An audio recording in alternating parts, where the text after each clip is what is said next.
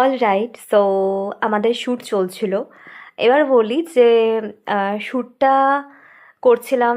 Shoot করতে সবসময়তেই ভালো লাগে, বাট আমার একটু কন্টেন্ট বেসড শ্যুটগুলো বেশি ভালো লাগে, কারণ ওটা আমার নিজস্ব একটা, কি বলতে পারো, অরা আর কি, যেটার মধ্যে আমি বেশি কমফর্টেবল। বাট এই টাইপের শ্যুটগুলো যখন করি ভালো ডেফিনেটলি লাগে, বাট আমি সবসময়তে কমফর্টেবল থাকি না।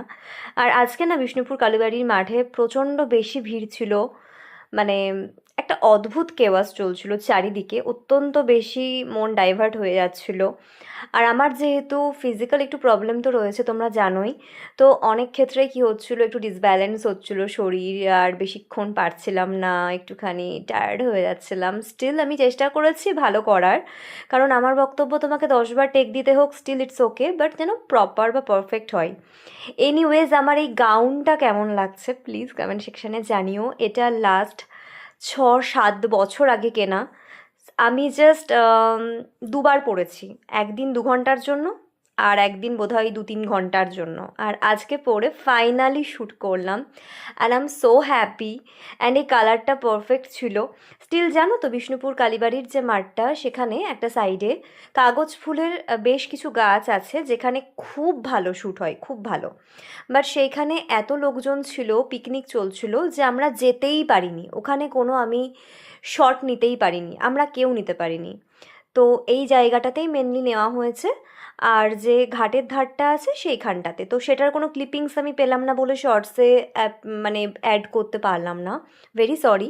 বাট তোমরা সেগুলো মেন যখন রিলসটা দেখতে পাবে তখন সবটাই দেখতে পাবে, হোপফুলি দেখতে পাবে। দেখা যাক কেমন এসেছে বা কেমন হয় পোস্ট প্রোডাকশন, আমি শেয়ার তো করবই।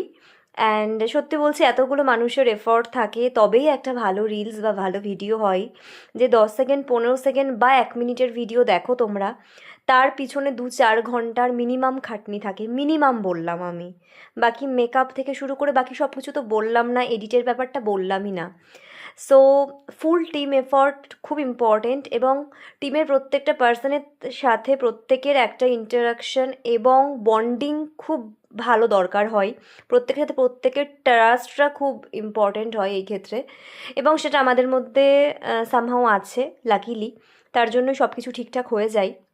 সৌম্য ছিল, সানি ছিল, ওরা থাকাতে আমি অনেক বেশি কমফোর্টেবল থাকি। সুকান্ত দা তো অলওয়েজ গাইডেন্সের জন্য রয়েছে, এবং সুকান্ত দাই এই সুযোগগুলো করে দেয় বলে এত এত এত এত শ্যুট করতে পারি, সত্যি কথা। সো সবাইকে থ্যাংক ইউ সো মাচ। আজকে সুইট বলে একটা নতুন ভাইয়ের সাথেও আলাপ হলো, মৃন্ময়দা ছিল, সবাই মিলে শ্যুটটা আমরা খুব এনজয় করে আজকে করলাম।